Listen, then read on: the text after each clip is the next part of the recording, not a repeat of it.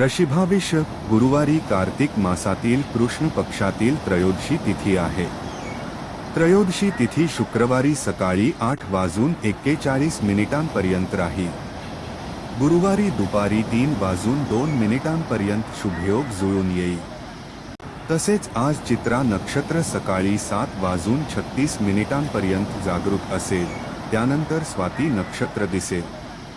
याशिवाय गुरुवारी प्रदोष व्रत सुद्धा असणार आहे. तर राहू काळ 1:30 सुरू होईल ते 3 वाजेपर्यंत असेल. तर आज मेष ते मीनचा गुरुवार कसा जाईल हे आपण जाणून घेऊया. 28 नोव्हेंबर पंचांग व राशी भविष्य. मेष, आपल्या हातून चांगले काम घडेल. मानसिक अस्वस्थता जाणवू देऊ नका. नोकरदार वर्गाला दिलासादायक परिस्थिती आहे. काही प्रसंगामुळे चिडचिड होऊ शकते. दिवसाचा उत्तरार्ध चांगला जाईल. वृषभ, कलाक्षेत्रातील लोकांना प्रसिद्धी मिळेल.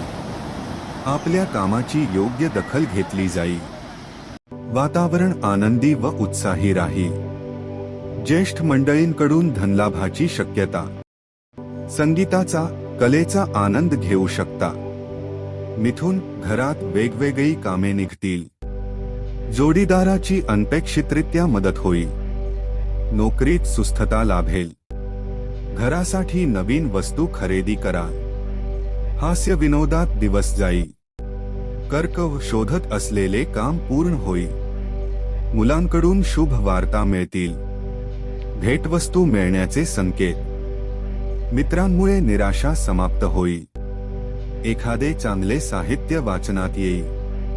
सिंह, बोलण्यात अत्यंत मधुरता ठेवा. सर्वांची मने जिंकून घ्या. मानसिक शांतता लाभेल. मनोबल वाढीस लागेल. आहारावर नियंत्रण ठेवण्याची गरज आहे.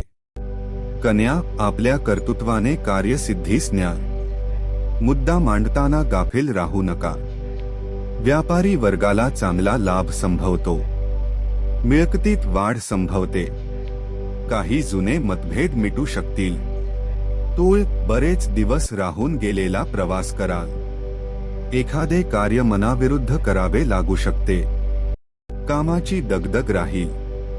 थोडा वेळ स्वतःसाठी देखील काढावा. अचानक खर्चात वाढ होऊ शकते. वृश्चिक, गोष्टी मनाप्रमाणे घडतील. जुनी उधारी वसूल होईल. पालकांचे सान्निध्य व आशीर्वाद लाभेल. जुनी कामे पूर्णत्वास जातील.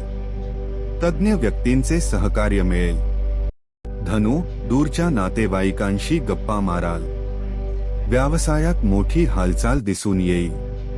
कामातील काही अडचणी दूर कराव्या लागतील. बोलताना तारतम्य बाळगा. कुटुंबातील सदस्यांशी वैचारिक मतभेद संभवतात. मकर, आपल्या कामाची योग्य दखल घेतली जाईल. घरात अनावश्यक खर्च निघेल. प्रवासात काळजी घ्यावी. विरोधक नामोहरम होतील. दानधर्म कराल. कुंभ, आलेल्या संधीचा लाभ उठवा. मित्रांमध्ये चांगल्या चर्चेत राहाल. धार्मिक कार्यात रुची वाढेल. रागावर नियंत्रण ठेवावे. आध्यात्मिक आवड वाढीस लागेल. मीन, नोकरीमध्ये मोठ्या लोकांकडून स्तुती केली जाईल. जोडीदाराची उत्तम साथ मिळेल. धर्मकार्यात आस्था वाढेल. डागडुजीवर खर्च होऊ शकतो. जवळच्या मित्रांशी भेट शक्य.